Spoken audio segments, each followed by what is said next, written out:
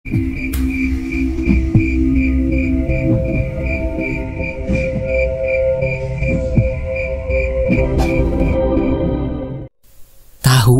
yang sudah dibungkus busuk, malah banyak belatung, Den. Sama kejadiannya pas waktu di bahan utama, semakin besar belatungnya. Malah yang mau dibungkus juga aneh, jadi lembek dan mengeluarkan bau busuk, kata Mang Toha perlahan. Ucapan Mang Toha masuk ke dalam telingaku dengan perlahan. Tidak tahu kenapa yang aku rasakan malah sakit di kedua telingaku. Sampai kedua tanganku mengusap telinga berkali-kali dan sekujur tubuhku tiba-tiba panas begitu saja. Den, kenapa? Kata Mang Toha.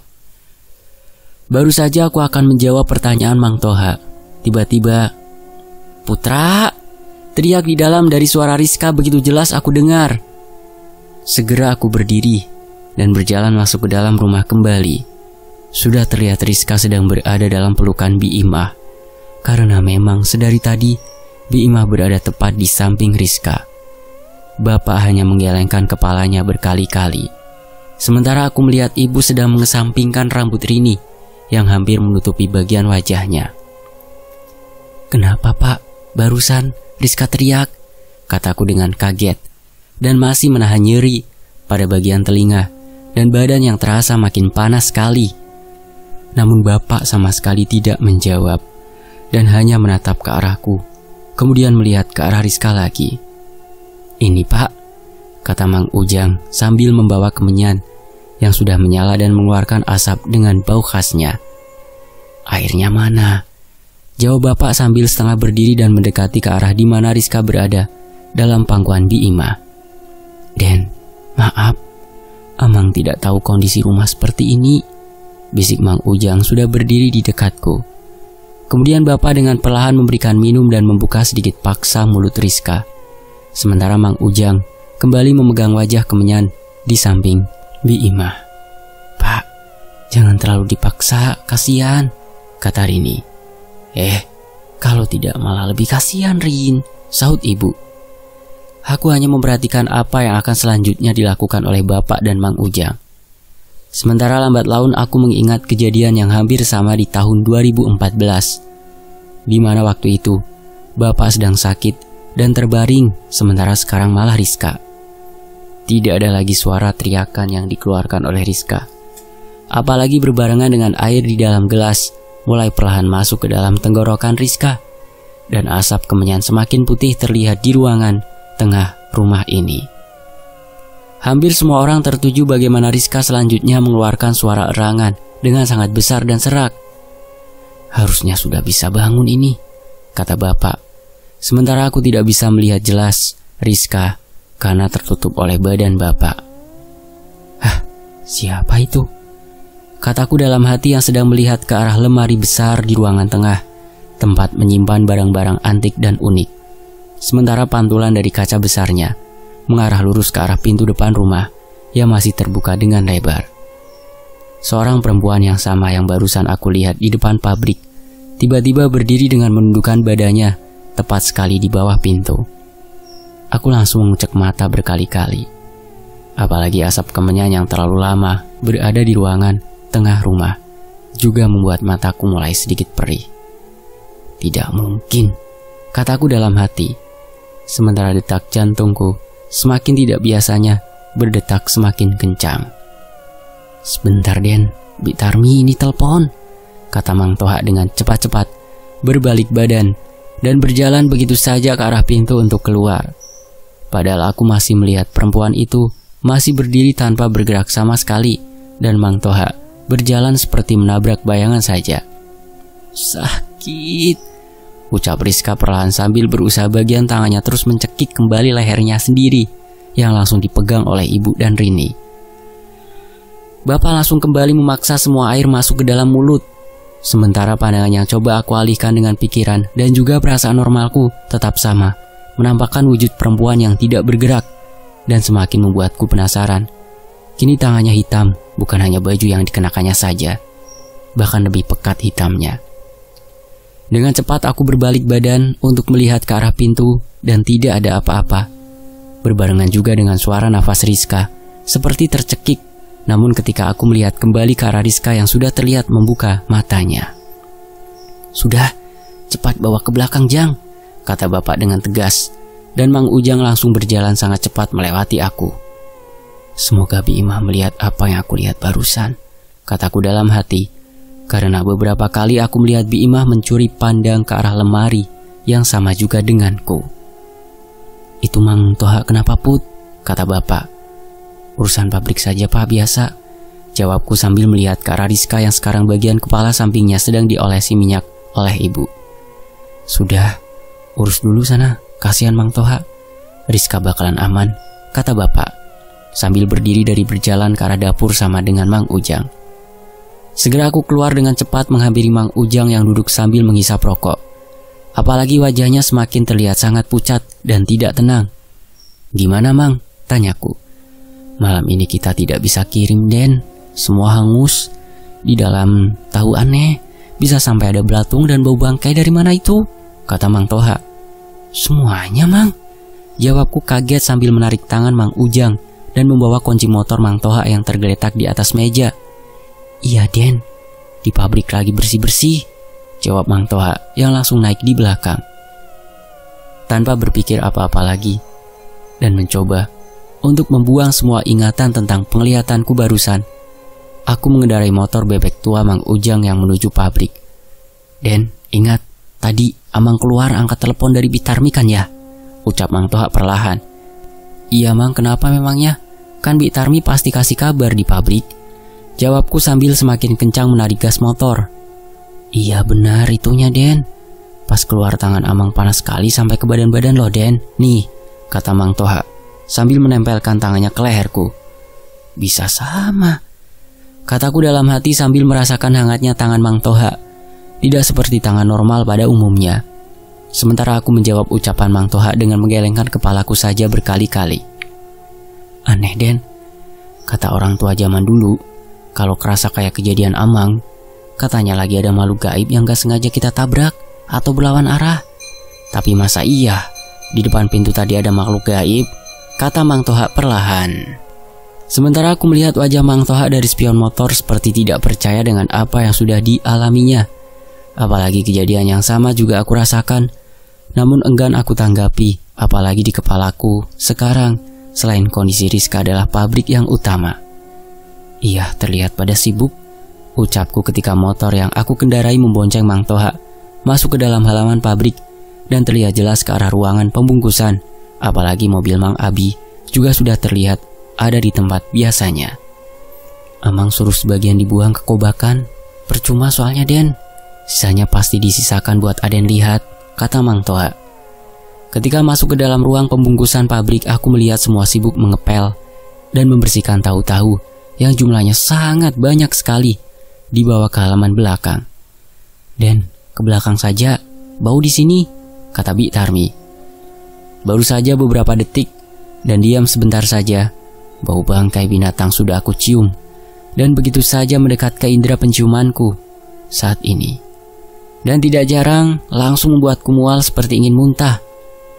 "Pantas saja, semua yang beres-beres sampai begitu, Bi," jawabku hampir semuanya menggunakan bagian depan leher baju sebagai penutup hidung. Aku langsung berjalan ke arah teras belakang. Hanya Bi Tarmi yang mengikuti langkahku dan beberapa kali pekerja pabrik berpapasan denganku. "Ini benar-benar kerugian," ucapku yang memikirkan bagaimana nasib semua langgananku hari ini tidak aku kirim hasil produksi. "Awalnya gimana nih, Bi?" kataku sambil mengeluarkan rokok dan membakar satu batang agar membuatku sedikit tenang dan bisa perlahan mencerna ucapan Bi Tarmi. "Bibi perhatiin dari jauh Aden buka bagian mobil dan seperti melihat sesuatu ke arah sana," kata Bi Tarmi perlahan dan menuju ke arah mobilku terparkir sebelumnya di depan pabrik. Sementara waktu tidak terasa sudah melewati pergantian hari. "Sebentar, Bibi kan masuk langsung ke dalam. Bibi lihat di tempat malam kemarin?" tanyaku. "Benar, Den, seperti itu." Dan Bibi yakin Aden juga lihat sosok perempuan yang sama yang pernah Bibi lihat juga, jawab Bi Tarmi perlahan. "Setelah aku pergi," jawabku, Mang Toha yang pertama mengetahui belatung dan tiba-tiba tahu dalam bungkusan semuanya hancur, Den. Hanya sisa yang lagi dibungkus saja, kata Bik Tarmi perlahan sambil mengikuti aku yang langsung duduk. Tidak masuk akal, Bi, ucapku perlahan dan semakin berpikiran ke arah di mana sebenarnya pikiran soal Ningsih sudah tidak ingin aku sangkutkan pada kejadian ini. Ini yang pertama, Den, seperti ini setelah puluhan tahun, ucap Bik Tarmi. Sementara beberapa pekerja yang terus bolak-balik dari ruangan pembungkusan menuju kobakan, terus-terusan aku lihat dan tidak menyangka hampir setiap yang mereka bawa dalam wadah berisikan belatung dan tahu. Ini, Den, masih sisa yang masih bagus dengan yang udah lembek.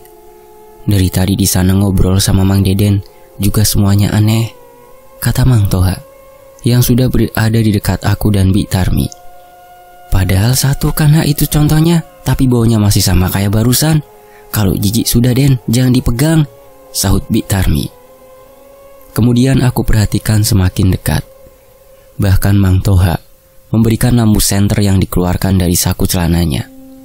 Setelah aku sorotkan cahaya menuju tahu, sama sekali dari keduanya tidak ada yang berbeda, berwarna sama. Hanya soal yang satunya lembek dan terdapat belatung di dalam tahunya. Sulit, Mang. Sudah, buang saja semuanya, ucapku. Yang langsung membuat kesimpulan cepat bahwa semua ini benar-benar di luar nalar manusia. Kondisikan semuanya pekerja. Antarkan pulang kalau sudah beres dengan Mang Abi. Nanti Bibi sama aku pulangnya. Bilang sama Mang Arbi, malam ini juga kita temui satu persatu pelanggan. Aku mau minta maaf, jawabku. Mang Toha tanpa berkata apapun lagi langsung berjalan ke dalam. Sementara aku melihat tahu-tahu yang dimasukkan ke dalam kobakan, benar-benar merasa sangat heran. Apalagi tidak jarang beberapa belatung yang terjatuh dari wadah yang dibawa oleh pekerja. Yang Bibi takutkan terjadi, Den. Semoga pikiran Bibi saja, kata Bik Tarmi perlahan. Kenapa, Bi? Tanyaku yang semakin tidak mengerti dengan pikiranku sendiri. Ningsih kembali bukan karena yang belum selesai. Mungkin ada tujuan lain, dan ini tujuannya, ucap Bik Tarmi. Apa yang membuat Bibi berpikiran seperti itu, Bi? Jawabku perlahan, sementara sudah tidak terhitung sudah berapa banyak rokok yang aku hisap malam ini. Ketakutan saja dulu, belum benar-benar selesai, Den. Buktinya, perempuan hitam yang pernah sama-sama kita lihat makin kesini mempunyai dampak. Lihat saja semua tidak masuk akal, Den, kata Bik Tarmi perlahan. Mungkin, Bi, tapi kita tidak bisa memastikan, jawabku. Bapak dan Ibu mungkin bisa di rumah, Den, memastikan. Buktinya setelah kejadian Deden siram air keliling pabrik, bukannya makin aman, malah semakin menjadikan semua ini, kata Bik Tarmi. Tidak tahu kenapa, ucapan Bik Tarmi membuat kembali telingaku merasakan sakit yang seperti di rumah. Bedanya panas di sekujur badanku tidak terasa sama sekali. Den, kenapa? Kata Bik Tarmi. Tidak, Bi, lanjut saja. Kalau mau bicara, sepertinya masih ada yang ingin Bibi bicarakan, jawabku sambil kembali memegang kedua telingaku. Ketakutan Bibi saja Ningsih diperalat seseorang untuk berbuat seperti ini, Den. Ingat, jasadnya bisa saja sudah tidak ada dan menyatu dengan tanah. Dendam dan penasarannya jika belum selesai bisa saja menjadi petaka untuk tempat ini, apalagi renovasi baru berjalan, kata Bik Tarmi menjelaskan. Aku yang mendengarkan dengan baik langsung sangat panas telingaku, yang aku tidak mengerti penyebab telingaku seperti ini lagi. Beruntungnya, mungkin di ruangan penyimpanan tahu-tahu sudah habis dan masuk ke dalam kobakan yang sekarang bisa aku melihatnya dengan jelas. Beberapa masih mengambang dan beberapa sudah tenggelam begitu saja. Den, sudah Amang bilang, tinggal tunggu saja Mang Abi kembali nganterin pekerja yang perempuan ya, kata Mang Toha yang sudah sama berkeringat dengan Mang Deden yang berjalan perlahan ke arahku juga. Sulit, Den, maaf, Amang sudah kerja seperti biasanya. Awalnya juga semua baik-baik saja, kata Mang Deden yang berdiri di dekat aku, sementara Mang Toha duduk di sebelah Bik Tarmi. Iya, aku percaya, Mang, kataku. Tadi sebelum kejadian di ruang pembungkusan, pas Aden pulang, di sana Amang lihat lagi perempuan yang sama, Den, yang waktu itu masuk ke ruangan pembungkusan, kata Mang Deden sambil tangannya menunjuk ke arah penyimpanan kayu yang di tempat itu terlihat memang kayu-kayu untuk pembakaran mulai berkurang karena belum sempat dikirim lagi. Alasannya, karena halaman depan masih banyak bahan renovasi, sementara stok kayu masih bisa untuk beberapa minggu ke depan. Kalau bicara itu kamu, Den, jawab Bi Tarmi. Beneran, Bi. Makanya pas kejadian barusan malah aku nyangkanya karena perempuan itu, Bi. Ini kedua kalinya loh, Bi, jawab Mang Deden. Tapi Den, sudah, jangan terlalu disangkutkan ke situ. Lagi begini, kasihan Den Putra, Deden, saut Mang Toha. Tidak apa-apa, Mang. Bagus malah. Jadi ada saksi-saksi juga, jadi aku gak berpikiran kemana-mana, jawabku, agar menenangkan kondisi malam ini. Sementara hal baru yang Mang Deden ucapkan tentu masuk ke dalam pikiranku dan menambah banyak keyakinannya sepertinya sudah aku aminkan beberapa hari kebelakang. Tidak lama terlihat Mang Abi sudah berjalan ke arah di mana aku, Bi Tarmi, Mang Toha dan Mang Deden berada. Bahkan semakin mendekat, semakin terlihat juga keringat di wajahnya Mang Abi begitu banyak. Tidak biasanya Mang Abi seperti itu, kataku dalam hati.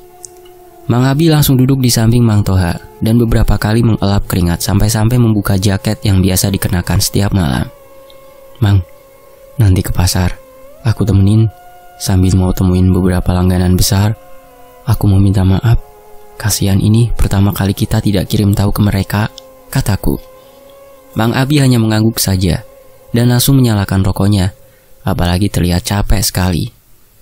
Padahal barusan enggak kerja berat, Mang. Kenapa sakit? Tanya Bi Tarmi perlahan, bahkan lebih tepatnya heran. Karena aku juga tahu betul Mang Abi bukan orang yang seperti malam ini aku lihat. Bawakan obat, Den. Kasihan takutnya benar sakit, saut Mang Toha. Mang Deden dengan cepat langsung berjalan ke meja komputer untuk membawa obat dan juga air minum. Sementara aku melihat jam sudah hampir jam 2 dini hari. Setelah obat Mang Abi minum, aku mengajak langsung Mang Abi dan Bi Tarmi untuk segera pergi sekarang juga. Mang Deden sama Mang Toha di pabrik dulu aja ya sampai pagi, kataku. Ya Den, siap. Apalagi kondisi lagi begini, jawab Mang Toha. Aku, Bi Tarmi dan Mang Abi langsung berjalan melewati samping pabrik. Sementara melihat kondisi Mang Abi yang belum keluar satu kata pun dari mulutnya, membuatku semakin khawatir. Aku saja yang bawa mobil baknya, Mang, kataku. Mang Abi tidak menjawab, hanya memberikan kunci mobil dari sakunya dan berjalan ke arah pintu samping berbarengan dengan Bi Tarmi. Pasti ada sesuatu, kataku dalam hati sambil masuk ke dalam mobil. Mang Abi duduk di sebelahku dan Bi Tarmi di samping dekat pintu. Apalagi mobil bak hanya bagian depan saja yang bisa diisi oleh penumpang. Tumben Den, Mang Toha matiin lampu pabrik, ucap Bi Imah. Lah iya Bi, jawabku yang baru saja mobil perlahan keluar dari pabrik. Kilowatt jam listriknya aja kali kolset Den, ucap Mang Abi perlahan. Dan ini adalah suara pertama yang aku dengar. Bahkan begitu lemas sekali ucapan Mang Abi malam ini. Anehnya, Bi Tarmi hanya menggelengkan kepalanya saja berkali-kali, seolah sedang memikirkan sesuatu hal yang sebenarnya aku juga takutkan malam ini. Apalagi kejadian dengan Rizka, melihat dengan dekat sosok perempuan itu membuat Rizka harus sampai kerasukan, yang sampai saat ini belum diketahui pasti penyebabnya apa. Harusnya tidak sekhawatir ini aku sama pabrik dan rumah. Tumben, ucapku dalam hati. Di perjalanan mengantar Bi Tarmi, sudah tidak ada lagi obrolan antara aku dan Mang Abi, yang malah beberapa kali aku lihat pandangannya semakin kosong. Begitu juga dengan Bi Tarmi yang sedang memikirkan sesuatu. Bi, di sini, kataku ketika tepat berhenti di depan rumah Bi Tarmi, dan sudah lama sekali baru melihatnya secara langsung lagi. Den, hati-hati ya, jawab Bi Tarmi dengan menunjukkan wajah yang sangat khawatir kepadaku. Aku hanya menganggukkan kepala menjawab ucapan Bi Tarmi. Sementara Mang Abi hanya terdiam saja dan pandangannya sesekali melihat ke belakang mobil. Bahkan aku sudah melihat Mang Abi bersikap seperti itu bukan yang pertama selama duduk di sebelahku. Tidak lama mobil berjalan kembali menuju pasar, dan tujuanku untuk berjumpa langsung dengan para langgananku. "Aden jangan turun, kasihan, sudah kelihatan capek. Biar Amang saja yang menjelaskan," ucap Mang Abi perlahan ketika sudah dekat dengan pasar kecamatan. "Aman, mau bilang gimana?" tanyaku, yang sebenarnya kaget. Mang Abi wajahnya sudah sangat pucat. "Tidak tahu Den, bingung malah," jawab Mang Abi. "Kan Mang Abi ini sudah tunggu di dalam mobil," ucapku yang sudah berhenti tepat di salah satu langganan di pasar kecamatan. Segera aku berjalan perlahan menuju toko sayuran paling besar di pasar ini. Dari kejauhan Pak Hadi yang melihatku seperti kaget dan langsung berjalan untuk menemui aku. "Pak, sehat?" kataku perlahan untuk sekedar berbasa-basi. "Lah, Den Putra, tumben ke pasar Den, biasanya Mang Abi," jawab Pak Hadi seperti tidak biasanya, malah terlihat seperti kaget olehku. "Ada di dalam mobil, sakit Pak. Ini mau minta maaf, hari ini belum bisa kirim tahu Pak. Produksian kehambat, pabrik sedang renovasi. Palingan besok saya ganti dengan memberikan lebih yang tidak perlu Bapak bayar," kataku. "Malah untung Den Putra yang datang ke sini langsung. Saya yang mau minta maaf juga Den. Sisa tahu kemarin juga tidak laku Den, tidak seperti biasanya. Malah maaf banget orang-orang menanyakan tahu Pak jasa dan nyuruh buat Bapak adakan. Di pasar kota lagi rame banget soalnya. Tuh Den, hari kemarin gak laku sama sekali," jawab Pak Hadi menjelaskan.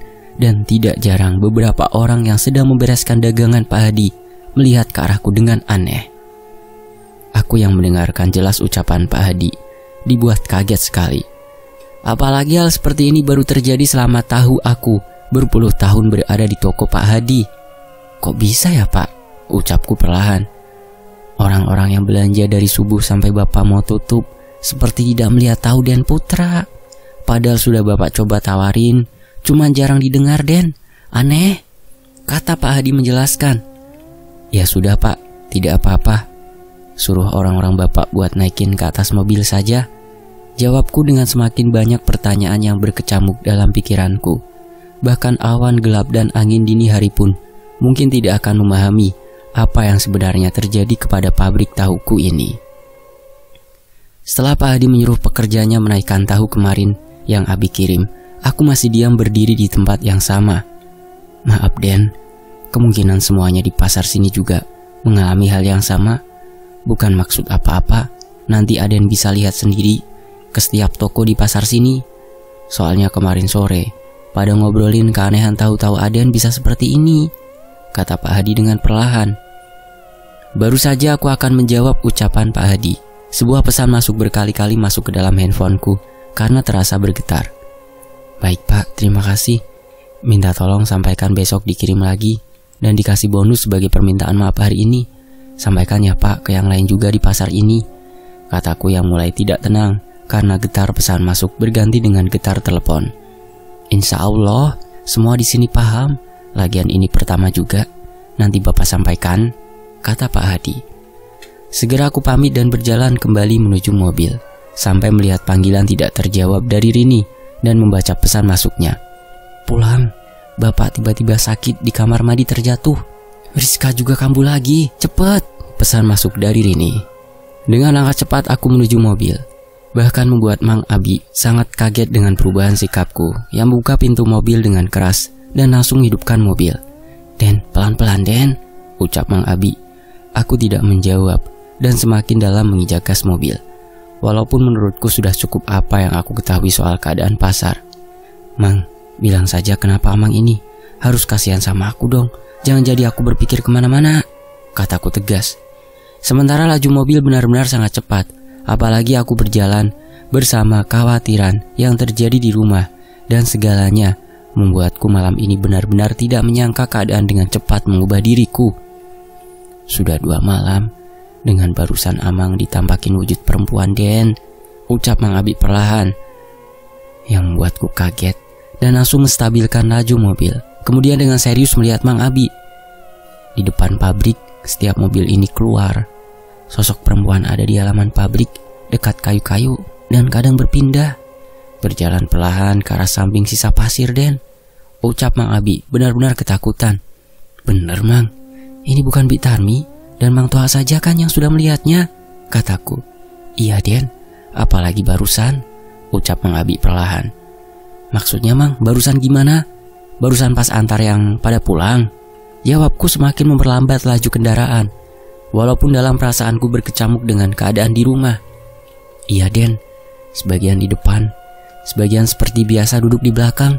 Pas mobil ini belok keluar, anehnya perempuan yang barusan Amang bilang duduk biasa saja di samping Bik Cucu, Lisa, Epi, dan seperti tidak mengetahui adanya perempuan lain yang duduk di sini sebelahan dengan Amang seperti biasa Bi Ema, kata Mang Abi, menjelaskan dengan perlahan. Amang lihat pasti di spion sini kan? Kataku sambil memegang spion tengah mobil.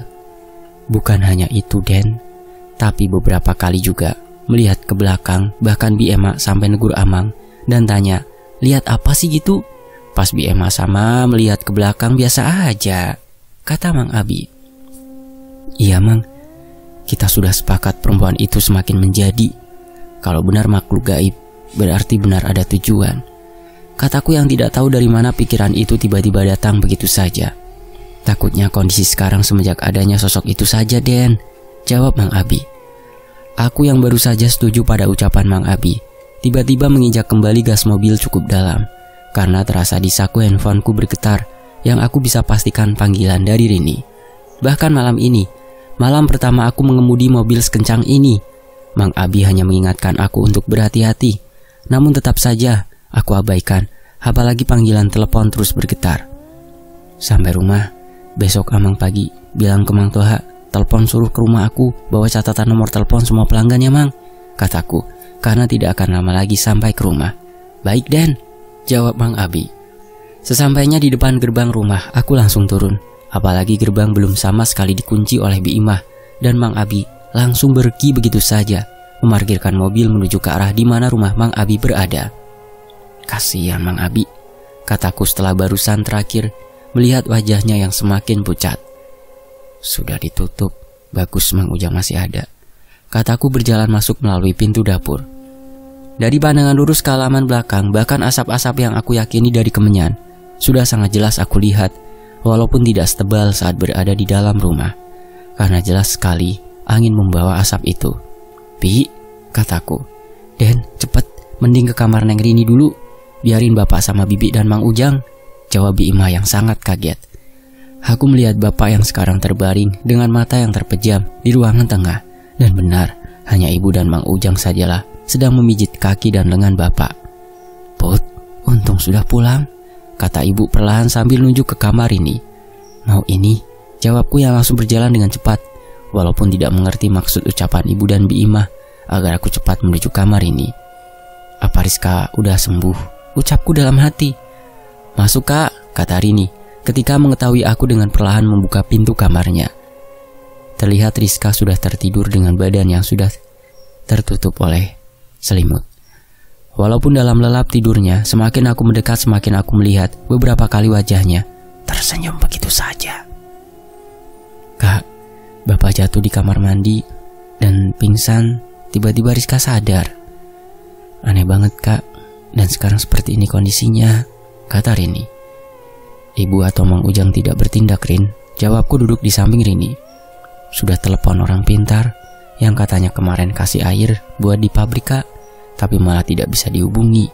Kemungkinan pagi nanti ibu kesana, lihat aja sekarang udah mau jam 3 lebih Kak, kata Rini. Pabrik baik-baik saja kan Kak, tanya Rini. Aku ceritakan semua kejadian kepada Rini dengan perlahan dan suara yang pelan.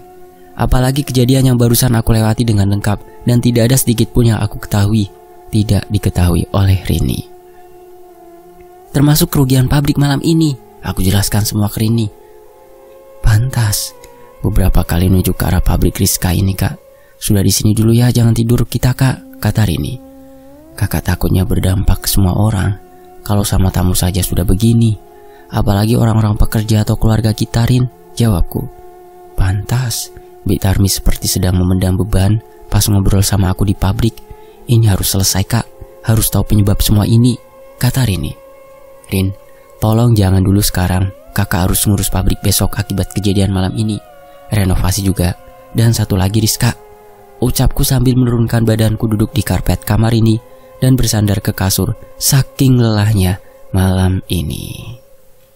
Lagian ibu juga sepakat obrolannya dengan Mang Ujang ini soal pabrik. Semua berasal dari pabrik, kata Rini. Aku hanya melihat ke arah Rini yang berada tepat di belakangku, sementara Rini langsung menjatuhkan badannya di samping Rizka. Iya, sepakat. Ini akibat dari pabrik. Rizka begini dan jatuh bapak dari kamar, jawab Rini setelah membenarkan posisi tidurnya. Tidak aku jawab lagi ucapan Rini, karena memang benar adanya. Apalagi setelah semua yang aku ketahui menjadi 3 hal. Gangguan di pabrik, sosok perempuan, dan kejadian pada produksi tahu. Sudah lelah aku ini.